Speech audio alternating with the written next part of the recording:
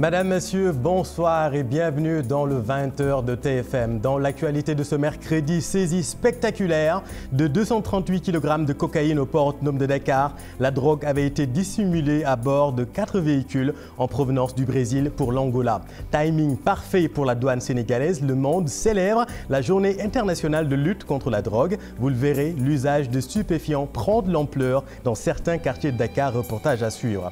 Les auditions continuent à la DIC. Je n'ai jamais cherché à enfoncer quelqu'un, précise Elhadj Kassé. L'ancien Premier ministre Abdoul Mbaye, quant à lui, a remis aux enquêteurs une pile de dossiers. Les choses se compliquent pour le gouvernement. Les centrales syndicales se mêlent de l'affaire Petrotim. Une marche est prévue vendredi, parallèlement au rassemblement de Arli-Nubok. Le G7 exige le respect des engagements signés par l'État. Plus de détails dans un instant. 6 mois de plus pour la SDE en attendant la bataille devant la Cour suprême. Serigne Mbaye Thiam, ministre de l'eau et de l'assainissement, sera notre invité dans ce journal. En sport, Algérie-Sénégal, demain à 17h. Les Lions sont prêts pour assurer la qualification dès ce jeudi. Nous irons au Caire retrouver notre équipe sur place. Voilà pour les titres. Le développement, c'est tout de suite.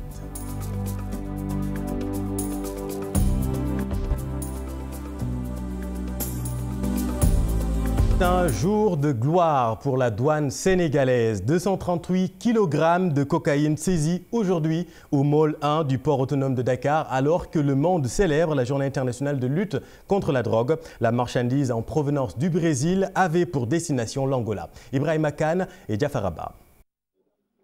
Dans ce hangar, les 24 véhicules en transit au port de Dakar à destination de Luanda. Dans ce lot, 238 kg de cocaïne planqués dans les coffres de 4 véhicules.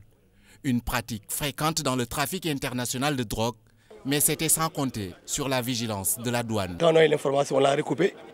C'est des numéros de châssis de véhicules qu'on nous avait remis. Au total 5 véhicules dans lesquels devrait se trouver de la marchandise prohibée, à l'occurrence de la cocaïne. Arrivé sur place, nous avons fait nos investigations avec nos missions habituelles de vérification, de constatation des infractions. Et nous avons vu qu'effectivement c'était de la marchandise prohibée à l'occurrence de la drogue. Les véhicules, tous neufs de marque Renault, ont été déchargés au port depuis le 14 juin dernier. Il s'en est fallu de peu puisque leur départ allait intervenir incessamment.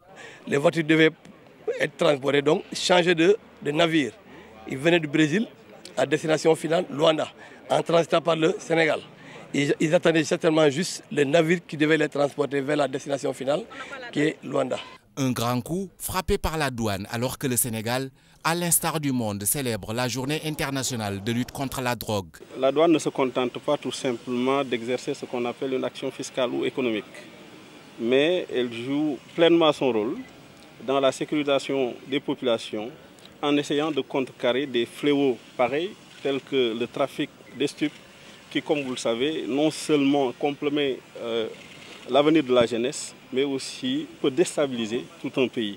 Et je crois que en l'espace de 2 mois, c'est la deuxième saisie importante de cocaïne, après celle qui a été effectuée à Gouloumbou. Les véhicules saisis étaient tous destinés à une entreprise présente en Angola. Une enquête est ouverte pour tirer cette affaire au clair et situer les responsabilités.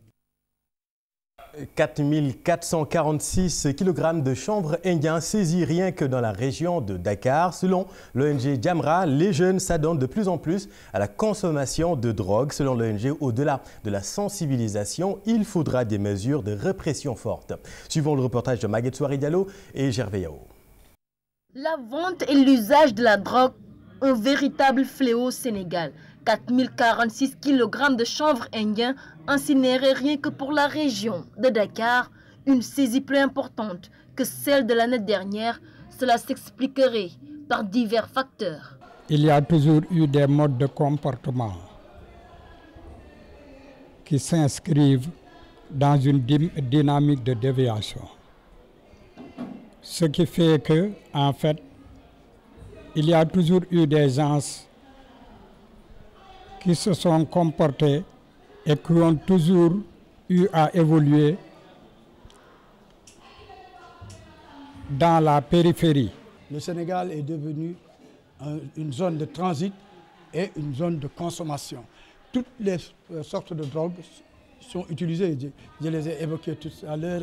Yamba, Bek, Nyakoy, Bek. La drogue, très présente dans le milieu scolaire, pour le coordonnateur exécutif de l'ONG Jamra, une meilleure sensibilisation des jeunes en matière de consommation de drogue et ses risques s'imposent. Insister sur l'écoute que doivent avoir les parents, l'État, les forces de sécurité ne sont pas seuls les responsables à faire face pour protéger les populations. Beaucoup de parents ont démissionné et le rôle prépondérant, c'est d'aider. Le plus beau cadeau, c'est de donner une bonne éducation à l'enfant, c'est de le protéger. La prévention est primordiale dans la lutte contre l'usage de la drogue. Pour Bamar Gueye, il est indispensable que les mesures prises par l'État du Sénégal soient immédiatement appliquées. L'usage de stupéfiants inquiète à Derklé et à Grand Dakar, et dans ces quartiers, parmi les consommateurs, on note de plus en plus de femmes. Les populations lancent un cri de détresse dans ce reportage de Fatima Touré et Ababakar Kamara. L'utilisation de la drogue semble prendre des proportions inquiétantes au quartier de Paul Derklé. Les populations crient le ras-le-bol. Elles fustigent le comportement de certains jeunes qui flirtent avec ce fléau. Depuis des années, la situation va de mal en pis et nous avons tout fait, mais rien. Ils fument du chanvre indien et ça donne même à l'alcool. Il n'y a plus de sécurité dans notre quartier. Les jeunes, les femmes, tout le monde fume. Le chanvre indien est tout sauf bon pour la santé. Quand vous le fumez, vous n'avez plus le contrôle de vous-même. Non loin à Grand Dakar, les habitants disent vivre pareille situation. Dans cette localité, nous dit-on, même la gente féminine n'est pas épargnée par le phénomène. Si les femmes qui sont appelées à devenir maman demain s'adonnent aujourd'hui à l'alcool ou à la drogue, ça devient dangereux et vraiment grave. De la sensibilisation, il le faut, mais il faudrait commencer par la gente féminine. Pour nos interlocuteurs, endiguer le fléau passerait d'abord par la dépénalisation de la drogue. La prison n'est pas la solution, puisque une fois dehors, il recommence. Il faut des centres de redressement. Souvent, au sortir de la prison, c'est la récidive. Donc, il faut des structures à même de prendre en charge leur cure. Aujourd'hui, les autorités municipales sont interpellées. La drogue ne doit plus circuler dans les quartiers. La population demande que des solutions soient trouvées le plus rapidement possible. Illustration du danger que représente la consommation de drogue. Plus de 1000 personnes fréquentent le CEPIAD, c'est le centre de prise en charge intégrée des addictions, suivant à ce propos le Dr Idriss Abba. Un programme de soins individualisé. Et ce programme prend en compte toute la dimension réduction des risques, mais aussi l'accompagnement psychosocial et la réinsertion. Les tranches d'âge qui sont représentés, ça va de 18 à 70 ans. De plus en plus, nous voyons des jeunes, des adolescents aussi qui viennent fréquenter le centre sur la demande des familles, mais aussi sur la demande des écoles. Un effectif de 1200 personnes qui sont suivies au niveau du CEPIAD avec plus de 13 000 consultations qui ont été réalisées par le centre. Pour recueillir par Maguette Souaré Diallo et Ababakar Kamara. Et puis grogne en vue dans le secteur de la santé. Les syndicalistes du secteur dénoncent le non-respect des engagements pris par l'État et menacent de paralyser le secteur. Le secrétaire général du cadre unitaire des syndicalistes de la santé annonce une marche nationale ce 28 juin, après-demain, vendredi, pour inviter le gouvernement à respecter ses accords, à respecter ses engagements. Suivant à ce propos, Chersek, il est le porte-parole de l'intersyndicale. C'est les premiers jalons d'un vaste rassemblement de tous les travailleurs du secteur public et du secteur parapublic, y compris même le secteur privé, pour contraindre le gouvernement à ouvrir des négociations sérieuses pour qu'aujourd'hui que les gens sachent que ce pays-là n'appartient pas uniquement aux politiciens. Malheureusement, c'est eux-mêmes qui pensent que ce pays-là les appartient. Si ça ne s'arrête pas, demain, nous allons passer à des vitesses supérieures dans le cadre d'autres plans d'action que nous mettrons à disposition. Nous sommes en mesure de paralyser tout le système de santé. La marche est prévue pour le 28 juin. Donc ça prendra départ au niveau de la place de l'OMBS, c'est-à-dire au niveau de l'école normale supérieure pour aller au niveau du GEDO. donc les syndicats du secteur de l'enseignement majoritaire. Il y aura les travailleurs du nettoiement, il y en a d'autres secteurs, que ce soit dans le transport. Il y aura aussi les centrales syndicales, c'est-à-dire que ce soit la CNTS-FC, que ce soit l'INSAS et d'autres syndicats feront partie, la CSA aussi fera partie de ce cadre. Autres travailleurs en colère, les employés du petit train de banlieue, ils contestent le redéploiement de leurs activités à l'intérieur du pays. Ces cheminots accusent la direction générale de licenciement abusif. Fatima Touré, Fatidjang, et Tierno Laurent Mehdi. Ce sont des travailleurs du petit train de banlieue très remontés qui ont fait face à la presse ce matin. Sall et ses camarades exigent un cadre de concertation entre l'État du Sénégal et leurs syndicats. Il y a un problème parce qu'on parle de l'inquiétude des travailleurs du petit train de banlieue avec l'avènement du train express régional. De ce fait, ce que nous demandons à l'État de créer un cadre de discussion entre les syndicats et l'État pour discuter comment intégrer les travailleurs du petit train de banlieue dans le service du train express régional. Les travailleurs du PTB disent non à un redéploiement à l'intérieur du pays. Ce qui nous a surtout surpris, c'est la précipitation de la direction générale qui veut coûte que coûte vraiment changer le nom du PTB et redéployer le trafic du petit train de banlieue à l'intérieur du pays. Alors que ce projet n'a été l'objet d'aucune étude. Donc nous le qualifions d'un projet de tâtonnement. Ces cheminots accusent la direction générale et parlent de licenciement abusif. On note depuis quelque temps que vraiment ils n'associent pas le syndicat à certaines décisions. Donc comme je les ai dit dans mon texte, on note des licenciements abusifs, des licenciements qui devaient ne serait-ce qu'être l'objet d'un conseil de discipline, convoquer le syndicat, convoquer l'intéressé 15 jours avant, mais il ne le fait pas. Il se lève un bon jour, il convoque l'intéressé sans le syndicat et lui inflige une demande et donc lui inflige une sanction. Le souhait des travailleurs du petit train de banlieue, intégrer l'équipe du train express régional.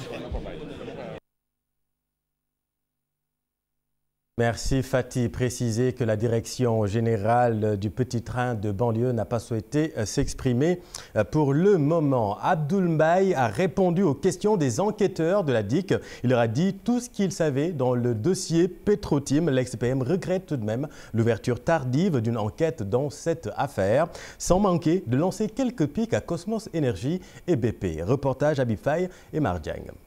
Cette tour d'horloge, c'est le temps qu'Abdoul Mbaye a fait à la division des investigations criminelles. L'ancien Premier ministre a répondu à un questionnaire de 20 interrogations. Il a aussi remis un document d'une centaine de pages aux enquêteurs relatif à l'affaire Petrotim.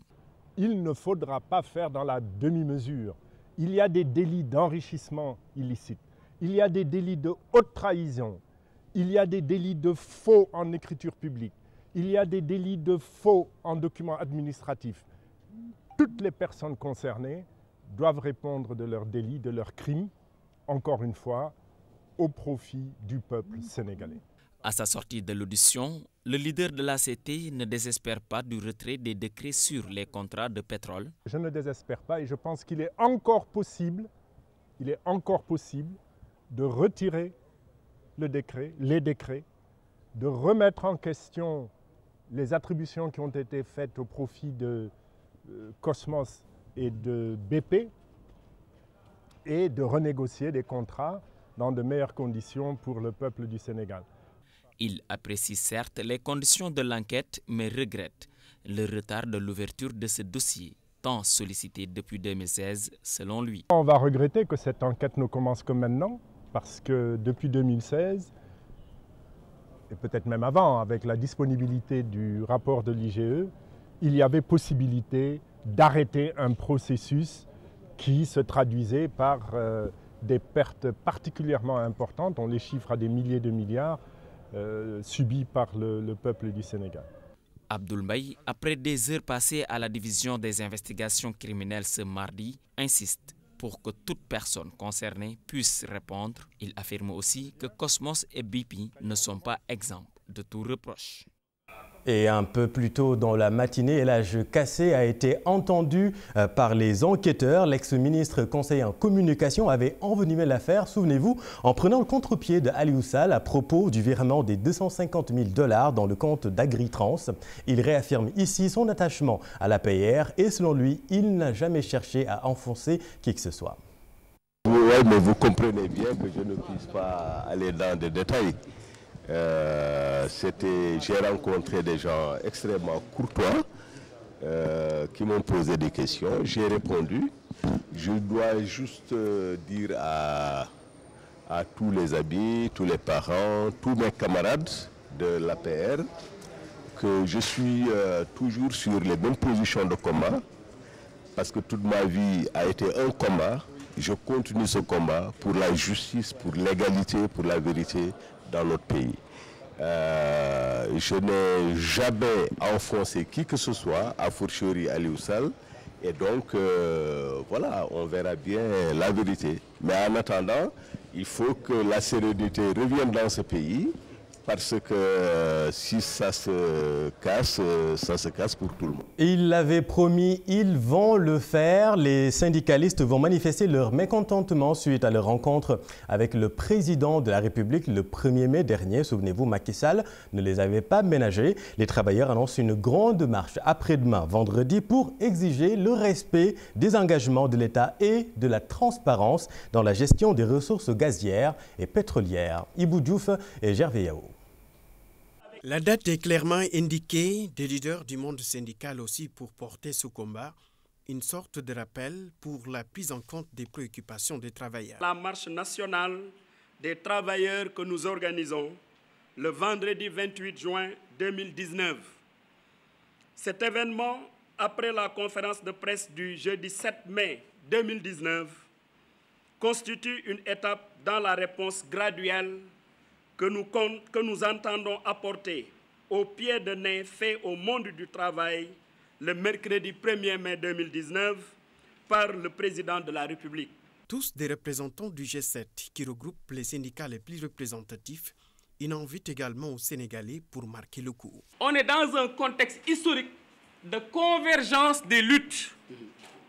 Et nous avons dit dans un premier plan, correction des iniquités, en cohérence avec l'attente des travailleurs et l'engagement du président de la République.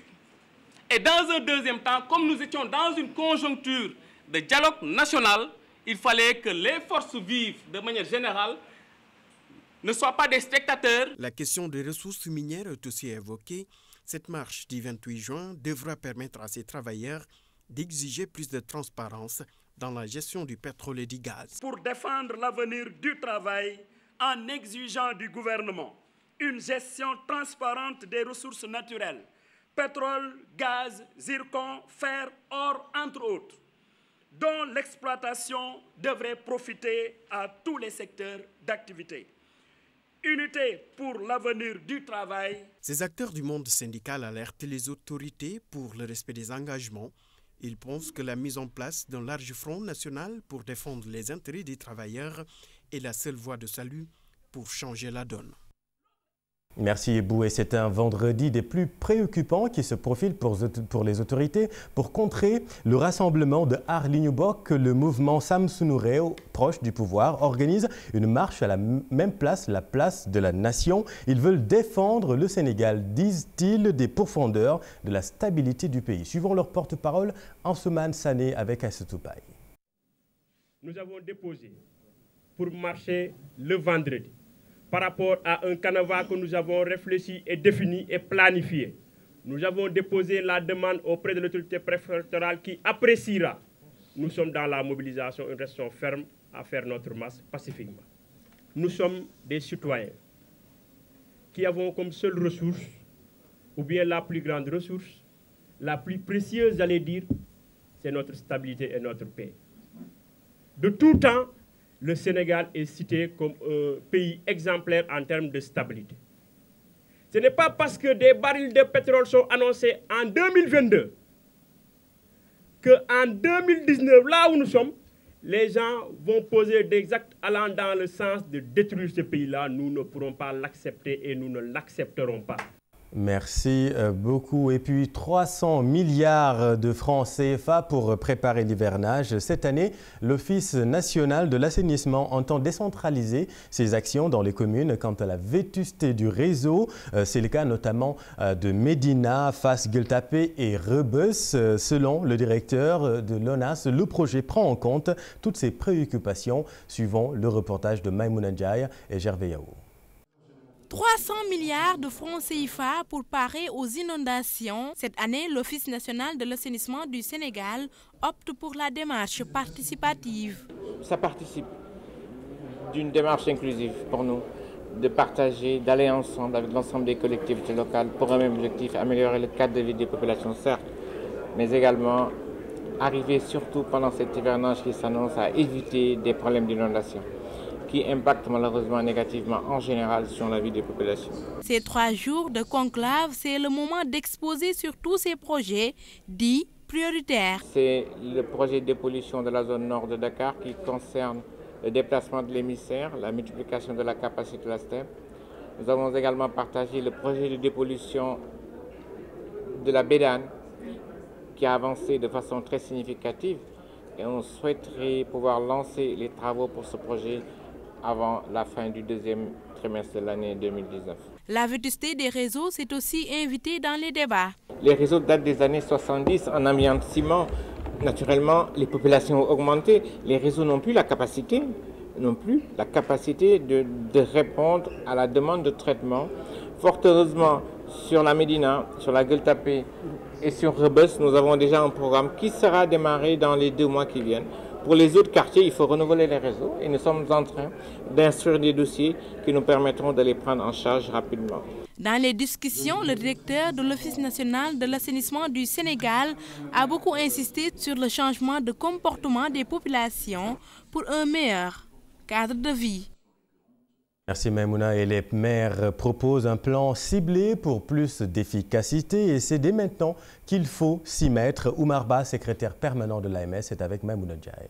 Il faut une démarche vraiment très anticipative, si je peux m'exprimer ici, pour qu'on puisse réfléchir sur des plans d'action concertés, pour qu'on sache, voilà les problèmes qu'on en a l'année prochaine et voilà ce qu'on doit faire. Je pense que ça c'est très important et qu'on arrête d'intervenir en sapeur-pompier pour la résolution des questions d'urgence et ce que le DG veut mettre en place, nous l'accompagnerons dans cette démarche. On sait ce qui va arriver, on ne va pas croiser les bras et attendre d'être inondé pour réagir. Et voir d'ailleurs comment réagir. Il faut partir des communes et chaque commune doit être dotée d'un plan local d'assainissement qui part de ses réalités.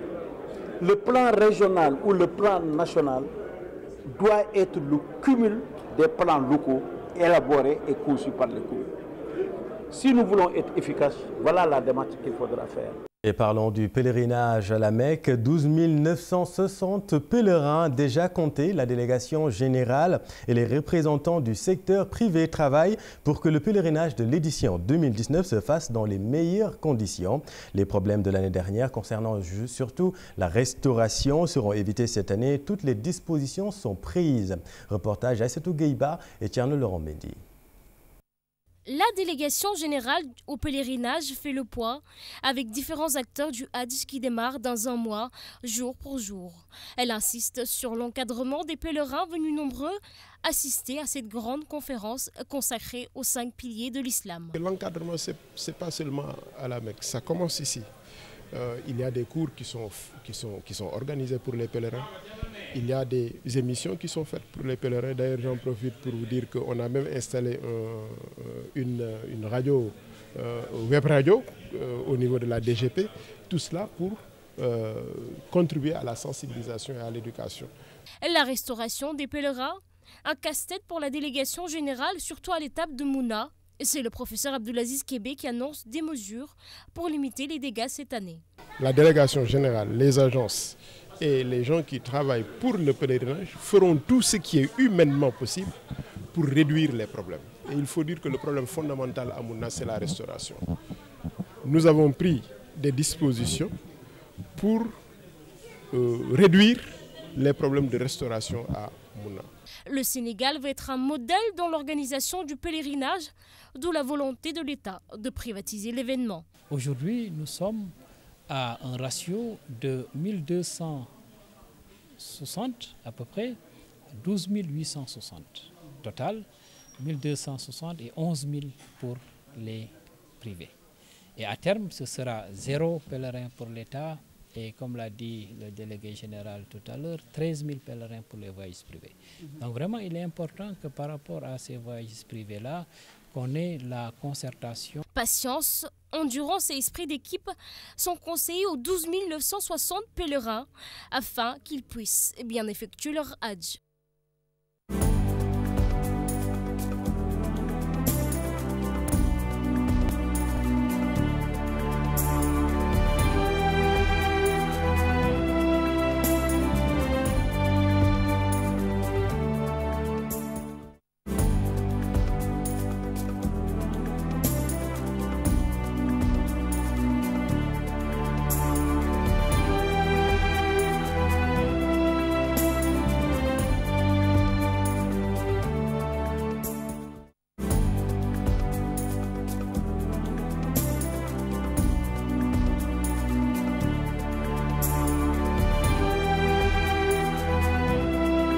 La CAN égyptienne, le Sénégal affronte l'Algérie demain. Assumer son statut et ravir le peuple, c'est l'objectif du Sénégal dans le choc face à l'Algérie ce jeudi à 17h en conférence de presse. Le sélectionneur réclame juste de la lucidité à ses lions. Nous retrouvons au Caire Mamadou Ndiaye et Moharma. Sénégal, Algérie, le choc du groupe C. En conférence de presse d'avant-match, les deux sélectionneurs se renvoient la balle. Pour Aliou Cissé, cette génération doit impérativement réécrire l'histoire du football sénégalais. Un vrai test pour le Sénégal. Nos joueurs ont envie de faire plaisir au peuple sénégalais. Aujourd'hui, nous sommes conscients de notre force. Cette équipe du Sénégal est dotée d'individualité capable de faire la différence. Donc, ce qui nous importe, ce n'est pas avoir une obsession sur ce statut-là de favori, mais plutôt nous battre pour gagner cette coupe-là et l'amener à notre peuple et à notre pays. C'est ce qui nous intéresse. Les générations se suivent et ne se ressemblent pas. La génération de Sénégal 2019 est différente des autres générations. Je pense qu'ils sont jeunes, ils ne savent pas ce qui s'est passé dans les années 70. Ce sont des garçons qui sont nés des années 90. Donc, je le dis, le Sénégal aujourd'hui est doté d'énormes individualités. Aujourd'hui, la seule chose qui nous intéresse, c'est d'aborder cette rencontre avec beaucoup de lucidité et beaucoup de concentration. Voilà, donc, c'est ce que nous allons faire. Puis, nous sommes le Sénégal. Voilà, donc, que le meilleur gagne. Pour son homologue Jamel Belmadi, ça sera un match très attendu. Important, mais pas décisif. Et moi, je pense que ce sera plus une motivation particulière pour cette équipe du Sénégal qui est vraiment sur une dynamique positive depuis bien longtemps maintenant, au moins depuis sa qualification à la Coupe du Monde, et puis son parcours sans faute lors des phases qualificatives de ce groupe. Donc moi, je sais qu'on s'attend vraiment à un match très très difficile, avec une équipe du Sénégal qui, sur toutes les lignes, est bien renforcée, avec un banc de touche bien fourni aussi. Donc un match vraiment difficile. Et je n'appellerai pas ça une finale, alors si vous voulez dire une finale de ce groupe-là. Mais vous savez, avec la nouvelle formule des 24 équipes et tout ça, tout le monde a son mot à dire encore. On est encore loin du compte. Même si on a bien démarré à l'Algérie et le Sénégal, il restera encore un match derrière. Donc je dirais même pas finale du groupe. Il y a un match à prendre qui regroupe... Tous les deux vainqueurs de leur premier match, 2-0, le Sénégal et l'Algérie, deux favoris pour le titre, se retrouvent ce jeudi au stade du 30 juin pour le premier choc de la compétition qui peut décider de la première place du groupe C. Merci Mamadou. Le match sera bien évidemment très attendu vu la qualité technique des deux équipes. Suivons d'ailleurs à ce propos le gardien des Lions, Abdoulaye Diallo. Pour lui, on va voir un vrai match de football. Plutôt prêt à aborder ce match de la meilleure des manières. Maintenant on s'entraîne bien depuis plus d'un mois. Donc voilà, on a acquis assez de confiance. Le premier match nous en a apporté davantage. Donc on se sent très serein pour le match de demain. L'équipe de l'Algérie, tout le monde la connaît, c'est une très grande nation d'Afrique. Ça va être un match difficile, on en est conscient. Mais comme j'ai dit juste auparavant, voilà, on est serein et on va aborder ce match de la meilleure des manières. On sait que c'est un match important. Beaucoup d'équipes vont nous attendre, beaucoup de gens vont nous attendre au tournant sur ce match-là. Et Inch'Allah, on sera prêt pour demain. Alors, Salif Sané ne jouera pas demain. Eh bien, ça tombe bien, on va essayer de faire connaissance. Défenseur incontournable dans cette équipe sénégalaise, Salif est devenu tout simplement l'une des références à ce poste dans le championnat allemand. Blessé lors du premier match, il ne participera pas malheureusement au match restant des Lions contre l'Algérie et le Kenya. Prétexte pour essayer de faire connaissance. Qui est cet homme, Diarry Toufal? Après une blessure lors du premier match Sénégal-Tanzanie, comptant pour la première journée du groupe C, Salif Sané sort sur civière à la 20e minute de jeu. En effet, d'après le médecin de l'équipe nationale du Sénégal, le défenseur de Schalke est victime d'une lésion au niveau du ligament latéral externe de la cheville gauche. Une nouvelle qui ne rassure pas. Conséquence, il est déclaré forfait pour une durée de 15 jours et ne participera pas, malheureusement, aux deux autres matchs du pool des Lions qui vont respectivement rencontrer l'Algérie et le Kenya. Né le 25 août 1990 à Lormont, à Bordeaux, l'international sénégalais évolue au sein du club allemand de Schalke en Bundesliga. Polyvalent, il joue au poste de défenseur central et parfois latéral droit, voire milieu défensif. Il débute sa carrière en 2010 et signe son premier contrat professionnel de 4 ans avec les Girondins de Bordeaux. En 2011, il rejoint l'AS Nancy en club de la Ligue 1 où il inscrit le premier but de sa carrière.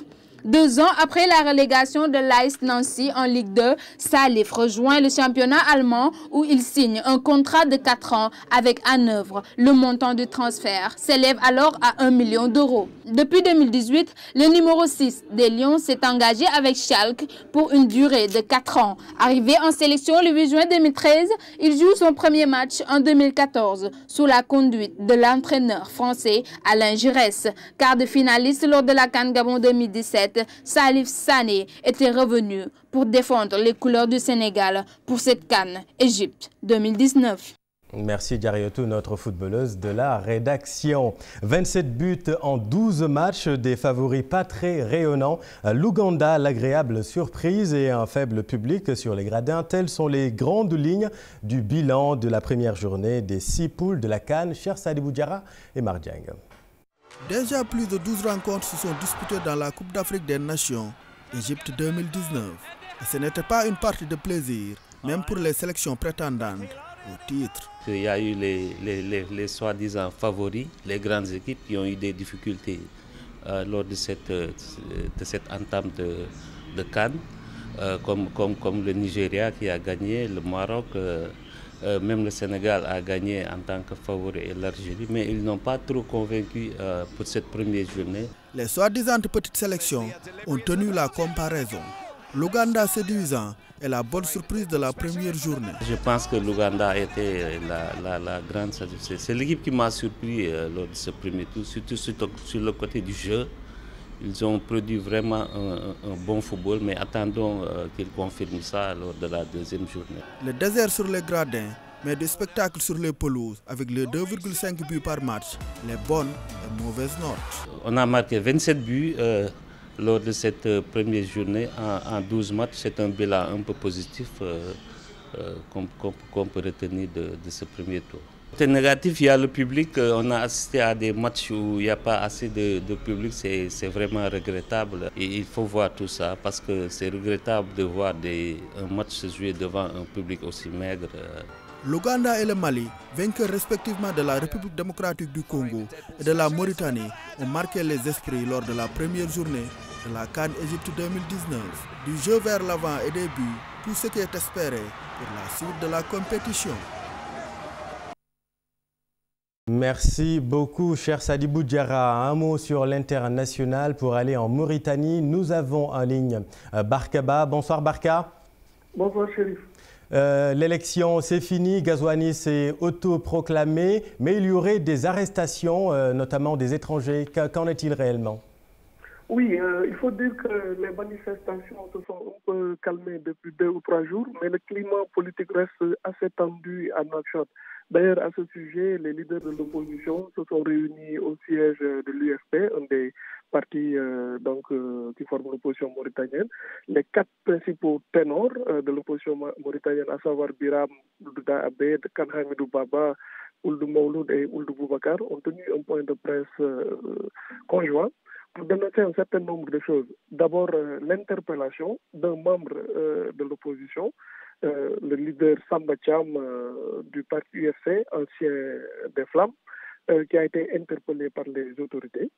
Ils ont exigé qu'il soit remis en liberté.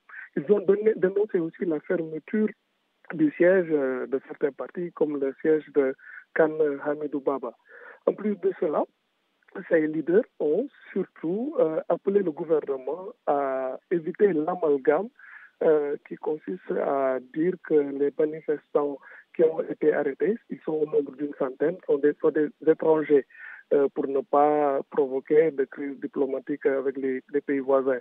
Avant cela, le ministre mauritanien des Affaires étrangères avait tenu, lui, à discuter avec les ambassadeurs du Sénégal, de la Guinée, de la Gambie et du Mali plutôt, pour leur demander de sensibiliser leurs ressortissants présents ici à Nouakchott de se tenir loin de ces manifestations. Clairement, Barka, des Sénégalais ont été arrêtés ou pas? Oui, à ce qu'il semble, parmi cette centaine de manifestants, le gouvernement mauritanien, en convoquant, enfin, je ne parle pas de convocation, mais en discutant avec les autorités sénégalaises ici à Nouakchott, on semblait mettre dans ce lot-là des ressortissants de notre pays. Mais nous n'avons pas encore pu entrer en contact avec l'ambassadeur du Sénégal pour confirmer ou infirmer s'il y a oui ou non des ressortissants parmi ces personnes interpellées. Je pense pouvoir le faire demain matin, Inch'Allah, pour en avoir le cœur net. Très bien, Barka. La dernière chose, c'est que depuis 3 jours, l'Internet est coupé ici en Mauritanie, aussi bien sur le mobile que sur l'ADSL, ce qui rend les choses très difficiles au plan du travail. Merci beaucoup, Barka, et félicitations pour cet excellent travail du côté de la Mauritanie.